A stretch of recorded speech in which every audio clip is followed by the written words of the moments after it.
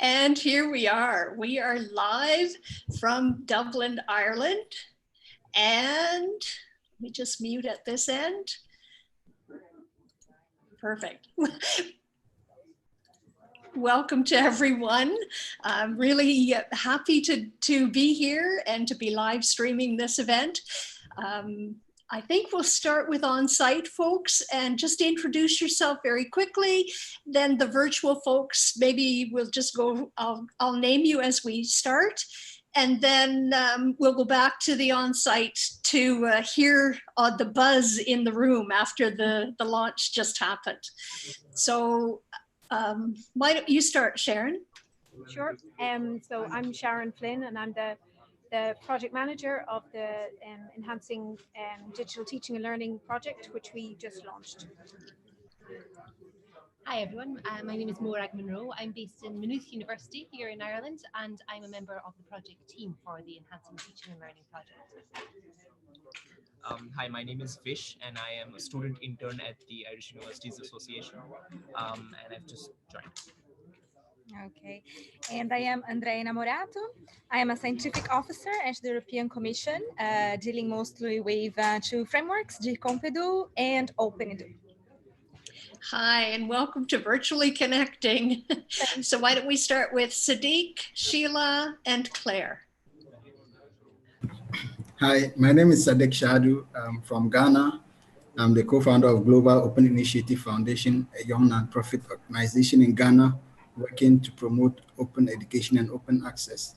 I am also participating in the Mozilla Open Leaders X program with Greg. Yeah, nice to meet you. Hi. Great. Hi everyone, I'm Sheila McNeil. I'm in Glasgow, Scotland, just across the water from Dublin today. I'm an independent consultant, itinerant academic, and I'm also chair of ALT, the Association of Learning Technology in the UK.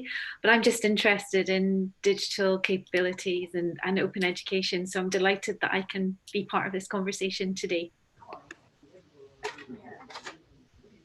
Hi, hello everyone. I'm Claire Thompson and I'm up the road in Belfast. So we're not far from Dublin really, and sideways from Sheila.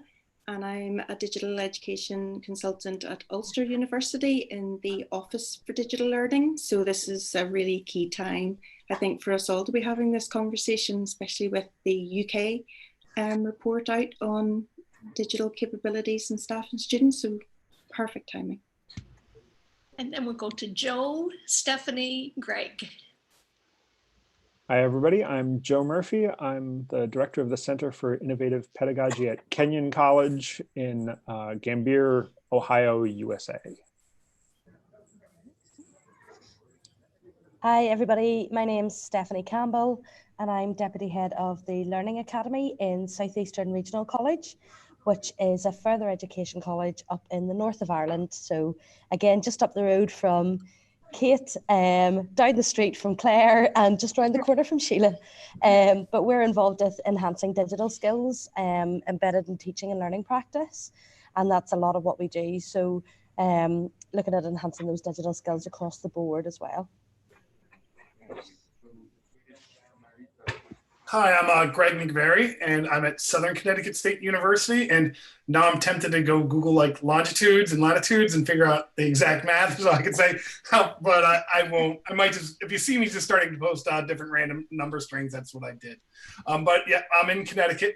And like Sadiq said, we're working with Mozilla on an Open Leader X program to launch an OER network across Ghana. So that's what we've been doing. So it's been fun.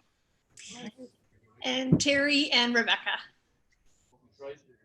Hi, everyone. I'm in Peterborough. I'm to the right of Helen in Ontario. It's snowy here. I don't know if you noticed that. No, it's rainy here. So yeah, it's cold outside today. I am a digital learning advisor at Fleming College in Peterborough. And I'm Rebecca Hogue. I'm one of the co-directors of Virtually Connecting. I'm also an associate lecturer. I teach instructional design at the University of Massachusetts, Boston, but I teach online. I am a Canadian and I live in Sunnyvale, California. Okay, so we'll head back to the on-site folks. And Kate, you were telling us there was a bit of a buzz in the room as the presentation was happening. So we'd love to hear more and what some of the key points in the conversation were. Oh, it all falls to me, not the project leader. well, you can defer to the project leader if you really want. Oh, I absolutely will. But no, it was. I suppose I haven't been here for the World Conference this week. I know Sharon and others were. So to see a buzz in the room at an event that effectively happened after it closed, in the same space as people were filtering out, it was really great to see people either coming, to the event purely out of interest or sticking around after 4 very busy days, and see the room packed out as it was. So just the kind of level of student engagement and questions that came from people all over the country just seems, it's obviously early days yet for the project, just in terms of what will manifest, but just to see the interest from others is really gratifying. But I will defer to the project. For me, yeah, there was a good buzz in the room. Obviously, I was under a bit of pressure, but I have some fantastic colleagues here in the IUA who did a lot of the organisation. So I won't say it was literally as easy as turning up on the day, but I think it was actually a really nice mix of people. I think it all sort of converged together because we had invited Andrea, and then we also had Beverly Oliver here from, she's Professor Emeritus from Deakin in Australia. So we had that lovely global perspective, and I think everything just came together so nicely, particularly around the project, because Beverly was able to talk about micro-credentials, but particularly aimed at academic staff or staff who teach in universities, and how that might benefit the project, but also might be used as a way of recognizing the efforts that staff go to in terms of their teaching and learning. And Beverly gave a fantastic keynote at the World Conference earlier this week. And then I was so impressed because she sat down with me for about an hour the other day to find out all about the project. And then her talk was so geared and directed towards the project. It was fantastic. And then Andrea gave a lovely talk as well. And because we're using the Digicomp Edu framework, it gelled together very nicely, I think. So I got a real buzz out of that. So for some of the folks here who haven't heard about the Digicomp Edu framework, do you mind just sharing a little bit about that? Sure. We call the framework Digicomp Edu, which stands for Digital Competence for Educators. It's in principle a theoretical framework that describes or attempts to describe what it means to be a digitally competent academic, right? So it was collaborative work of many stakeholders and experts and the Joint Research Center of the European Commission with the scientists over there. And we published this framework a couple of years ago with the goal to disseminate it and to help member states of the European Union, but also any other country that are interested to understand about this framework, 6 competences areas for educators in general. It's a framework that can be used cross sectors, so it's for school education, higher education, but also for adult education and vocational training. And then, so I invite anyone who is interested in looking at this framework. I don't know the URL, but perhaps I can write here. I'm not sure if this is gonna work. If you look for Digicomp Edu framework online. We've got our chat. Very quick. Wow. Thanks ever so much. Brilliant. So that you can download the product, the theoretical framework itself, which can obviously be adapted, and used to fit different contexts. So I can tell you, if you think it's convenient, later on about a tool based on this framework. But in sum, this is a framework that has 6 areas and 22 competences that we can assess the digital competence of educators, but it was made for self-reflection. It was made for the teacher or a lecturer to look at the framework and reflect upon their own practices and to have new ideas on areas in which they could perhaps improve their practice. For example, to think about data protection and data of students, how to handle that, security, passwords, new ways of teaching online, collaborative work. So it's really comprehensive, and it's also about professional engagement and networking. There's a lot in there that is about networking. So I think it was an invitation for reflection, really, for academics in general and teachers at all sectors.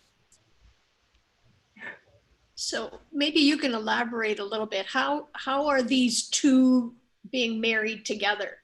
Or are there strategic links between the framework and what you're doing with all of the universities in Ireland?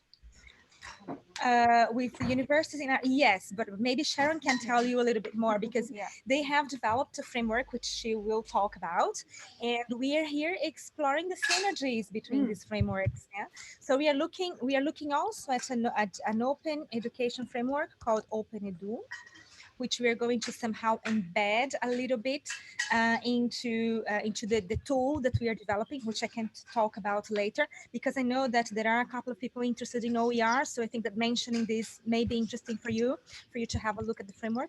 But I'll pass on to Sharon, because I think she can tell you more about the synergies that we are looking for.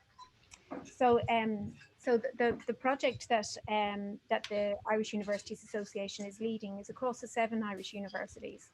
And the main aim of the project is to enhance the digital skills of Irish university graduates and to enhance the digital learning experience for our students. But the way we are approaching that is through the professional development of academic staff. One of the first issues that came up when I came on board was, all of this is already happening in each of the 7 universities. And I can't just devise a program which is going to be launched across all 7 of them and say, and forget about the context within each university, because each university obviously is different, has its own strategic goals, it has its own environment and its own culture. So what we needed, therefore, was to allow each of the 7 universities initially to define their own pilots, and Morag might be able to talk a little bit about the pilot at Maynooth. But we needed a framework to be able to have a common language and something that would structure and allow us to talk about each of the 7 pilots. And that's where the European framework comes in. So it's an existing framework. It's something that is already being used and implemented in projects across Europe. And so it just makes sense for us to take that on board and to use it as something that will help us to structure what we're doing. So I'm going to open up and see if the virtual folks have any questions. We've got 4 people that we can talk to about the project. Yeah, can I ask if that's okay? Hi everyone. It sounds fascinating, and something developing staff digital capabilities is something I've done quite a lot of. I suppose in terms of the pilot, it's great you're using the framework for that kind of consistency. But one of the things, and I think we've mentioned this already, the JISC survey of teaching people's attitude, well, their digital experience survey for staff was just published earlier this week. And the thing that comes out again and again is this kind of, we need more time and we need more recognition. So you obviously all, I know everyone's nodding here because it's that perennial problem. And it's always posed as something new and a challenge. And it's like, but we've had this challenge for years. So why aren't we doing anything about it? How do you think that the pilots are actually going to help maybe move that forward and help? I think there seems to be a gap between sort of senior management and their vision of digital education and actually what is needed to actually really embed that and sustain that throughout universities for staff and students. Yeah, well, I suppose, yeah, Sheila, it is a perennial problem, and I don't know, it was discussed today actually as part of the panel, and what was great actually was to have a panel of representation from policymakers with representation from I suppose, senior management and also the student voice, because I think that is something we really need to discuss more in terms of putting our money where our mouths are, I suppose, in terms of actually making this happen, because we've been talking for years and years, okay, this needs to be recognized, research and teaching need to have equal parity, but it's not happening on the ground in our institutions. So I know even in the context of the pilots that I'm working on already, colleagues are saying to me, well, it's great to be working with you one-to-one and to have all your support, but I don't have time, and you know, it's we can't get away from that problem. So I think we need to have some more conversations about it. But perhaps today, even just to get that at the senior level, to have those conversations again is going to help. Yeah, one thing we are doing for the pilots is we're offering a small micro-credential, a digital badge, to any staff who actually engage fully with the pilot. And that's something that I suppose we're piloting that in a sense as well, but I do see longer term maybe being able to offer a number of short courses or micro-credentials that would be offered across the 7 universities, and which vitally could be recognised and integrated into existing PG certs, for example, because in Ireland it's not compulsory for staff to do the PG cert. It's all voluntary at the moment, and I think that's certainly something that you're going to look at in Maynooth. Yeah, we are. We're looking at integrating this with a new postgraduate programme, and again, I think we need to have conversations in our institution around how that is recognised in of itself, around professional development, promotion, and so on. I mean, that is going to be key to make this work. So I was just going to say, I think that's the only way to do it, and certainly what I found from the small bit of work that I was involved in my previous institution, we did. I think the self-reflective aspect of the tools of the GIST tool and the EU tool, I think that's really powerful, and we certainly noticed that coming through. Even though digital capabilities wasn't a formal part of our PG course, people were coming back, and lots of things. It did seem to start a conversation around things, though, that we kind of got a bit stuck about what to do next, which is again same old problem. Yeah. But I think in Ireland it's great because there's 7 universities. It's a really nice size as well to share things. So I think there's going to be, I think you maybe have an opportunity to have a bit more momentum as well, and that kind of sharing of what's working, which is really exciting, I think. Yeah, and I'm really pleased to be working with the 7 universities, because even in the 6 months that I've been part of this project, I've had the opportunity to visit all of the campuses and to find out about some really amazing pieces of work that people have been doing, but we haven't been good at sharing up until now. And so that's one of my aims, certainly, for the projects, is to facilitate that sharing and to build a community around it, so that we become a bit better about sharing what we're doing, sharing our experiences, our approaches, our methods. So yeah, that's an aim. So we haven't had a chance to hear from Vish about your part in this project. We'd love to hear from you too. Yeah. What do you want to know? How did you get into this? Ooh, can I reveal details of the interview? No, we don't want to redo the interview. So the reason why I applied for this is because I study journalism in a master's in journalism in my university, which is DCU. And one of the things that I am trying to hone in myself as a journalist is being able to understand, especially in the education sector, where the problems are, being able to identify what the problems are, of which digital capacity is one of them, and try to not only just figure out what the problems are, but how collaboration between the government and students takes place in order to solve these issues. So I was quite interested in the profile that the student profile that they requested, and I gave it a shot, and I got in after 2 interviews, 2 rounds of quite long interviews. But I'm very excited to be a part of the team. And over the past few days, I've been here only for 2 days now, but I've been able to see things in a wider perspective. So yeah, it's really helping. So what exactly have you been hired to do? So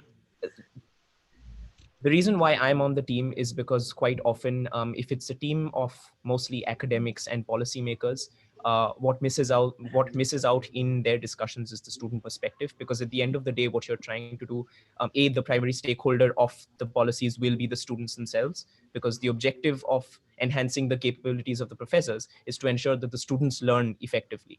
So you need to be able to hear from a student what their perspective is on where they think at a very individual level what their professors can do to improve, and just be a part of the team where there's a fresh perspective and a different voice, essentially, where it doesn't end up being an echo chamber. Now that's a lot of pressure for me, but I have been thinking about it quite a lot, and thinking of ways in which I think in my classrooms I would like my professors to be more digitally enhanced, so to speak. Yeah. It almost sounds like something, Terry, here in Ontario, we've got a student lab. It's almost like a think tank experience for students. So you might want to check, touch base with Terry and see if we can't get you connected to the SDX lab here in Ontario. Sure, because absolutely. I think that would be a nice connect for you. Yes, sure. Maybe if you can just write it down here so I can check it later. Yeah. Yeah. So any other questions from the virtual folks that are in the room? We haven't had a chance to hear from all of you yet. Hi, I was just going to follow up pretty much exactly what Sheila was saying, and that those things in our UK reports of the time barriers, the kind of lack of support, the difficult infrastructure, in some ways I was kind of expecting that, things continually getting harder with around higher education. But I have to say the kind of one that stuck for me was the recognition one. And I think our average was staff felt there was only 9% of staff felt that there was sufficient recognition. And in some ways I was kind of thinking so I've been in this about almost 15 years, that we would have been past this whole digital is separate, digital's over in the corner, digital's hidden, it's a specialist, it's only for the super keen. And I think that's what struck me most from that, was that we really, I think we're going backwards almost with that recognition. So yeah, I kind of was a bit sad for that part. I totally agree with that. Sorry, just to jump in there. And I think that's, there's just so many other pressures just now on people's time. And I think, finding that space, I think there is a recognition that it's needed, but it's just getting harder and harder. And yeah, you're right, Stefan, we should be part of that. We shouldn't be talking about digital education as being something different. It's part and parcel of our everyday educational experiences. We all use digital technology to a greater or lesser extent, and our students expect that. So it is, yes, it is quite sad. So hopefully in Ireland we can lead the way. Solve it. No pressure, by the way, no pressure there. Yeah. None at all. Okay, maybe perhaps can I pop in to say something? I was just presenting something about professional development.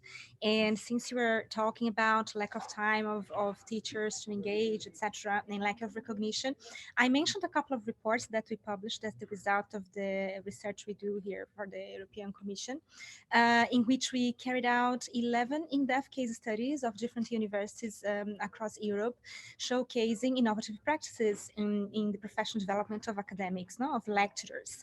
And in there, they are twin reports. I'm going to write down innovating. The name is Innovating Professional Development in Higher Education.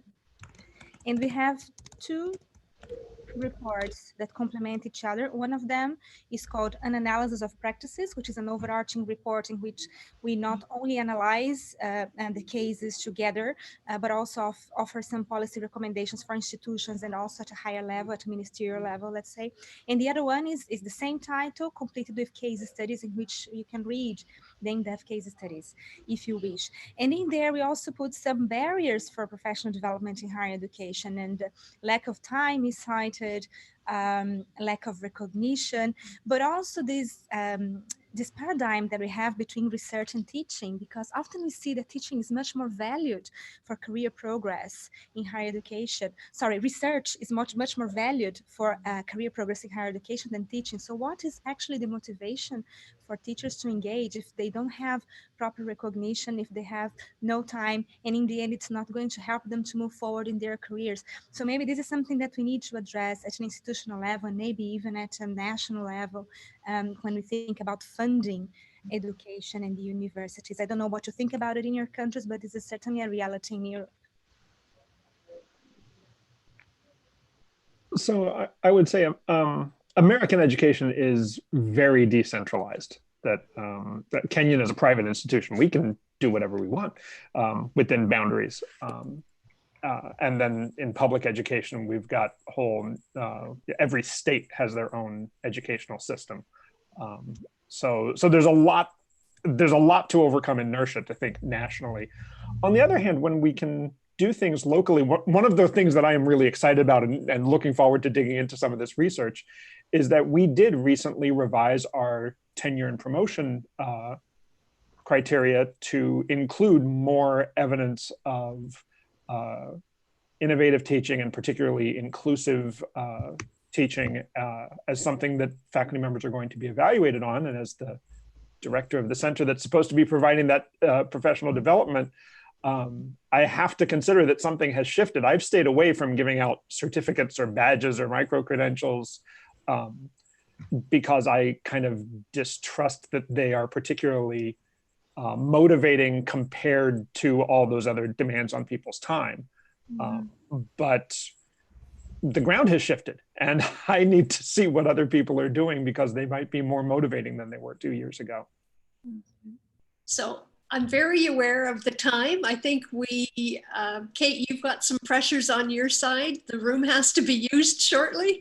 Yes, so yes, I was discreetly back channeling there. Yes, yes, and or just carry the laptop somewhere else. So I know, actually, I was keeping an eye on Twitter like during proceedings, and I could see people across the globe tweeting about their interests. So maybe I could pass back just to Sharon on one point, just to say where to follow us, and maybe keep an eye on that work if we wanted to continue the chat on Twitter, or get in touch with any of us about our local pilots or anything going on. And I think it's handy that you've got the hashtag that people can follow as well. Yeah, so at the moment, I would say that the hashtag is the main thing to use. So that's IUA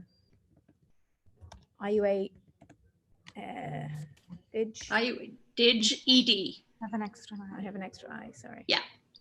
Well done. I'm typing that in now. Ed. Yeah. Yeah. And then anyone who's interested in following up, they can just tap into the VC, because I've been tweeting out through the VC channel as well. So the hashtag is there. All of your handles are there as well. So you're welcome to jump into the conversation, I'm sure, from anywhere. So we're really thankful that you took some time out of your busy day to be there. It's been a pleasure to meet all of you, and we hope the conversation continues. Great. Thank you. Thank you very much. Bye, everyone. And I'll see you next week, Sheila. Oh, yes. Good luck with it. Good luck. Thank you. Thanks, folks. And we'll just have the virtual folks hang in for a bit. Oh, yeah, I'll go ahead and leave, Helen. Yes. Yeah. Thank you. Bye. Thanks so much. And like I was saying a little bit earlier, we can stay and have a little bit longer chat if you don't have any place to rush off to, or some final parting thoughts, or just anything that comes to mind from the conversation we've had. Sadiq, you didn't get a chance to ask anything. Catch up with some notes, and just hello.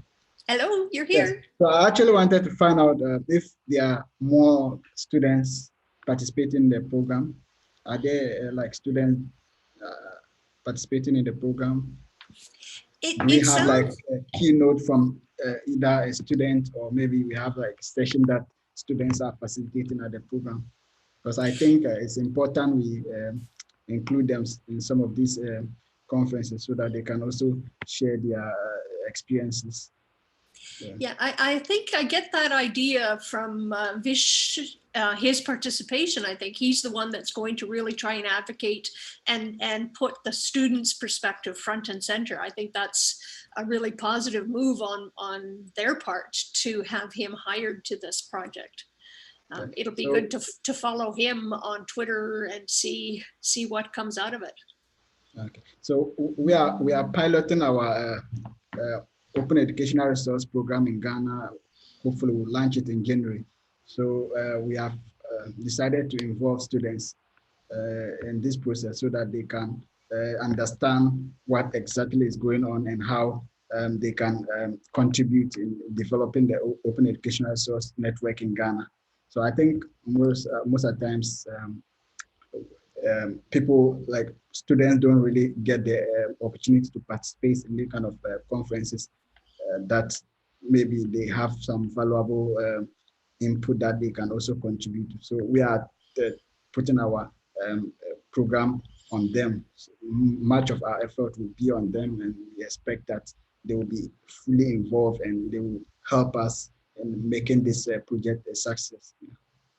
And I think one of the other pieces that's really neat is that these students can then connect to other students in other locations. And I think we have that in Ontario, where there's a whole network of students working from a variety of different universities on specific projects that will inform teacher instruction and teacher professional development. So yeah, I think it's neat.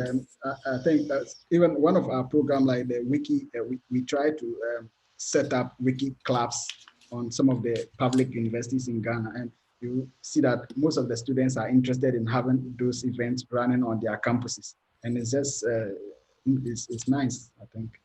Yeah. So Sheila, do you see anything like this ever happening in your context?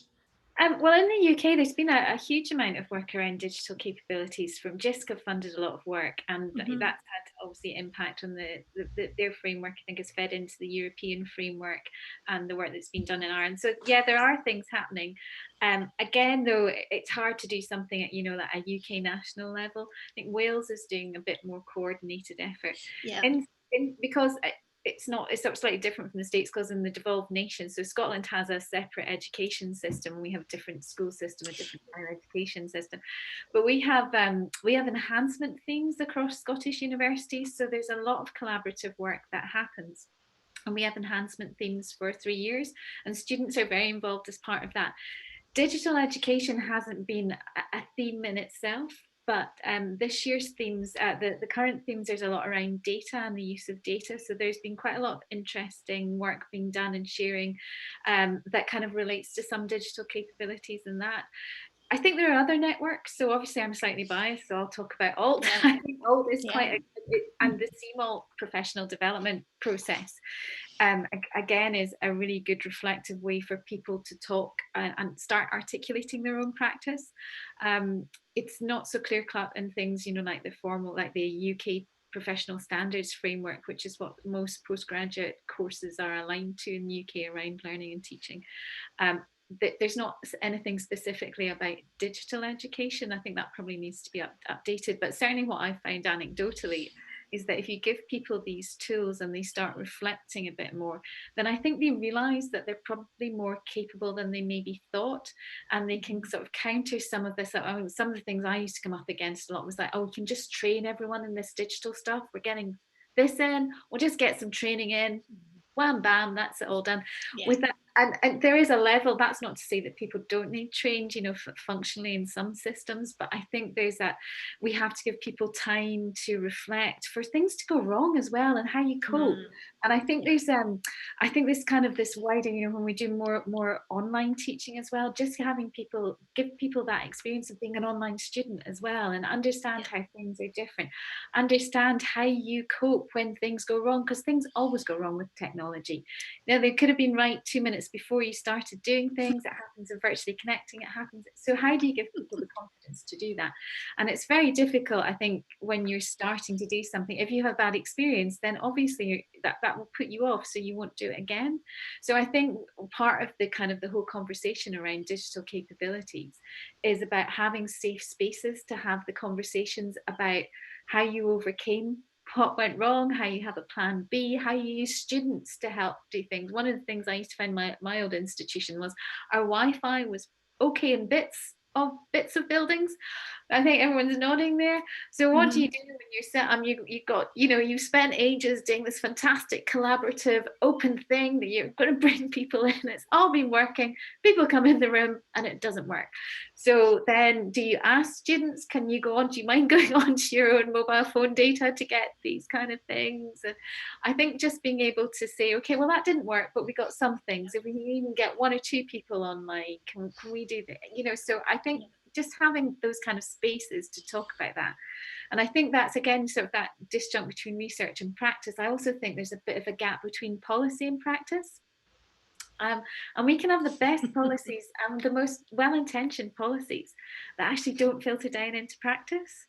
So I think there's still a lot of work that needs to be done around about that as well. Yeah, I think policy is sometimes catching up to what's happening on the ground when teachers and educators are mucking around and trying things, and then the policy has to catch up.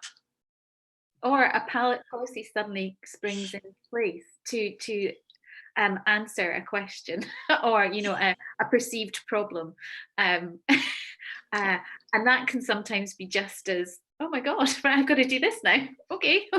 Yeah. There was a researcher, a fellow here in Ontario, who just did almost like a project around collaborative policy writing between universities. So around open education and how to deal with Creative Commons licensing on work that educators, instructors are creating, and it's work product. So how do you Creative Commons license it if it belongs to the university or to the college? Then so we're working through all those policy issues, and he was doing it collaboratively. So I think that was a novel way of trying to address that policy catch-up.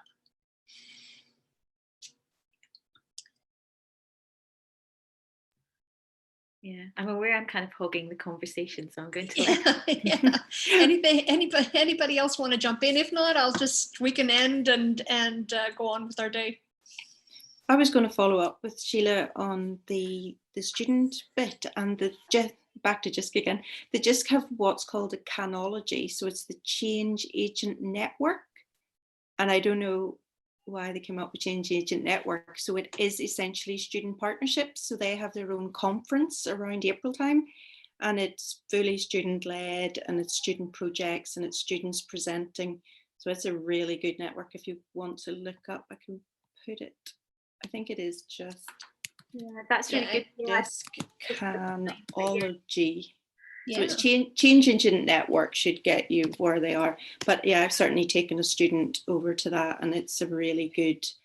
And again, it's just safe, it's welcoming, it's like everybody's on the same page. So it's definitely worth it. Yeah, thank you. And I think there's a lot of informal things around about digital capabilities, things like this, virtually connecting. I mean, there's so much that we all learn when we come into these sessions that we all take back to whatever we do. And is that, I think most people do that in their own time, and, it's not probably fully recognized in a lot of institutions that you're doing that, but it has a huge impact. So again, being able to use these kind of more formal frameworks to reflect on that and get recognition for that as well, I think is increasingly important. And I think the other part of that conversation that we didn't have with the folks in Ireland necessarily is, does this tie into the academic portfolio for tenure potentially for instructors and educators in higher ed? Is that still part of what they're thinking of in that first pilot or not? I don't know. That's where I'm really intrigued by this the focus on the reflective part and the self-assessment part. And I would criticize my own work as being very ad hoc. Here's a thing, here's another thing. Maybe I'm smart enough to be able to link 3 or 4 things as one-offs, and then they exist as one-offs, and they probably sit on your CV as, yeah, I went to this conference and I did this workshop and I spoke at that workshop. Here's some things I'm doing. Look, I'm engaged, and better than not engaged. But I think if you really wanted to put that into a prospectus, it would be greatly. We don't ask students to approach their education that way. We suggest that they should have a major and maybe a minor in the core curriculum. And I kind of think that that's where I'm feeling the need to put in some work to think about how we can give faculty members a narrative around, I choose to spend my professional development time on these things. And that sounds remarkably powerful if I could learn how to do it and get it off the ground. So I'm pretty interested to see what's. Yeah, and it informs, or it is informed on your CV as a, like you say, as a story, as a narrative. Here's my professional portfolio body of work. It includes research writing. It includes virtually connecting. It includes, advocating and working with students. It includes, these pieces that make up who I am as an educator, as a researcher. Have a look at the CMALT framework, because that's exactly what that tries to do. And we have different pathways now for associate, the standard CMALT, and then senior CMALT.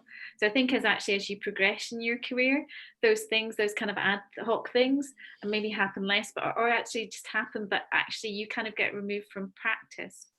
So you're doing more managerial things. So that's trying to get people to think about, their strategic role as well.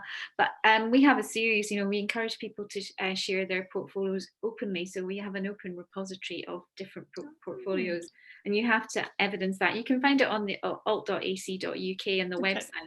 Really fascinating to look and see how people are just reflecting back on their progress and the types of evidence they have, and that, and it's a range of anyone involved in learning technology, from professors to heads of schools to, vice principals, to, jobbing academics to, learning technologists, whatever you want to call it. And so, that's quite a rich place to start. But, I certainly found that process very, it was quite timely to go through that and think, okay, so how do I actually evidence what it is that I do? Mm-hmm. I think I do all these things. I think I fit in with all these values, but how do I describe that? And I think it's interesting, again, to domino that into what we do with students and encourage them to start building that body of work, that portfolio of evidence of whatever they're passionate about. I encourage my students to start blogging as part of their coursework as a beginning piece to it, and then talking about digital literacies as we do that, and making sure that they're aware of the safety and the security and the privacy and the issues that are underlying their engagement in digital spaces. But yeah, it's interesting to have a framework to tie it to. I think as part of the program we are running in Ghana, we also seek to, provide free websites for students so that they can document their own learning and curate their own open educational resources. And we have a network that we intend to, assemble all these, any member who joins our community gets a free website where they can blog, just share their thoughts on teaching and learning, document their own, teaching and learning, and not only for students and teachers as well. And I think recently I also found out that some of the public universities in Ghana have adapted peer online assessment platforms where they allow students to, interact, discuss, and, rate each other and stuff like that. Mm-hmm. Just like when you are running an online course, but this one is physical, and they are in school, but they still get to interact online, and they have like chat rooms where they share their, course materials and stuff like that. But as usual, the biggest challenge is connectivity, internet connectivity. In our part of the world, it's kind of like hard. Yes, yeah, and not just in your part of the world. There are like, and we're in first world conditions, but again, my students still face the same type of connectivity issues that probably not at the same depth or level as your students do. But yeah, definitely.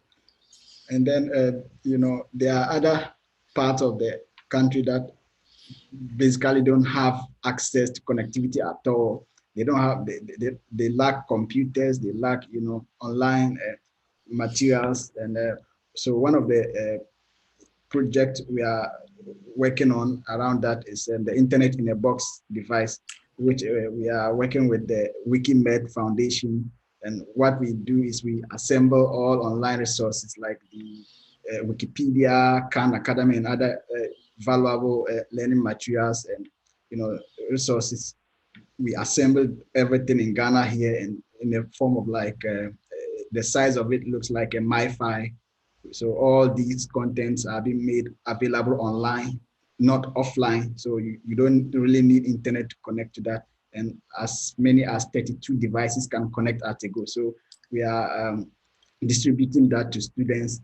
Some of them, even in high school, doesn't have computers. So when they have at least one computer or maybe 3 in a computer lab, and they are able to connect with even their devices, they will be able to have access to these resources and Wikipedia for free. So yeah, absolutely.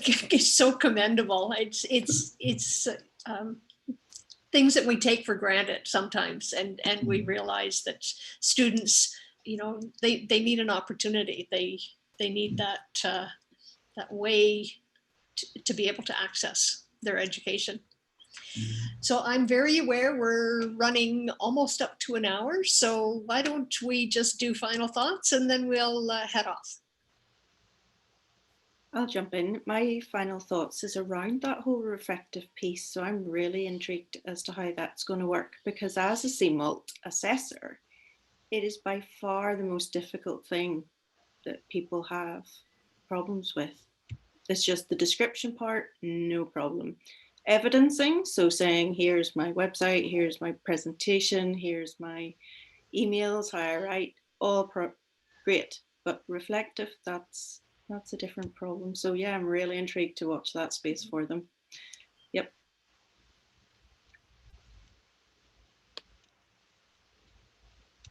Oh, I would agree with that. I think we do have I think that comes down to time and priorities in terms of reflecting. But you have to make time to do that, and you can do that. It is a challenge. I think for me, it's just it's exciting, and it's exciting, as Sadiq said, to have students more involved and just to see how this grows. And I think we're all going to learn from each other, because everyone's doing something. And I think it's just pulling those things together in a bit more of a cohesive way that people understand, and we can get more traction, and people actually understand what they do within their own practice. And I think a lot of people, when they see that word digital, they think, oh, that's not me. I don't do anything. I don't do that. And they do. And Joe, any final thoughts? I think mostly dittos. I think those sum up a lot of the things that I've been thinking about, some of the work that I've been doing. I think faculty members can struggle with reflective writing, and particularly public reflective writing, because it is so different than what they have spent a great deal of time becoming very good at. And we're asking them to switch genres and kind of switch standards. And I think that's a kind of digital competency, and it's a kind of non-digital competency. It's writing for an audience and familiarity with different genre conventions. So, but I'm duplicating, so I'll stop. Yeah, I just connected. That's writing for an audience. That's media literacy, not digital literacy. So there's that connection again. Thank you. Yes. Sadiq? Okay, so I think it's been a fantastic session, and I've learned so many things. And I just want to share that as we've just launched our program, we are still looking for people who are experienced in open education, in any form, like digital learning, and how if you are available to support our community, like help mentor some of the students, and maybe we can just invite you to one of our calls so that you can share with us some of the things that will help us grow the project. We'll actually launch it in January. From 6th of January, we'll launch the program, and hopefully we'll do like a 10-week program. So we are looking for a lot of people to come on board to support us in terms of mentorship and other ways that will be beneficial to us. Thank you so much. Awesome. No, thank you for the invitation. I'm sure that if there are folks that are watching or will watch later, they will join in. Yes.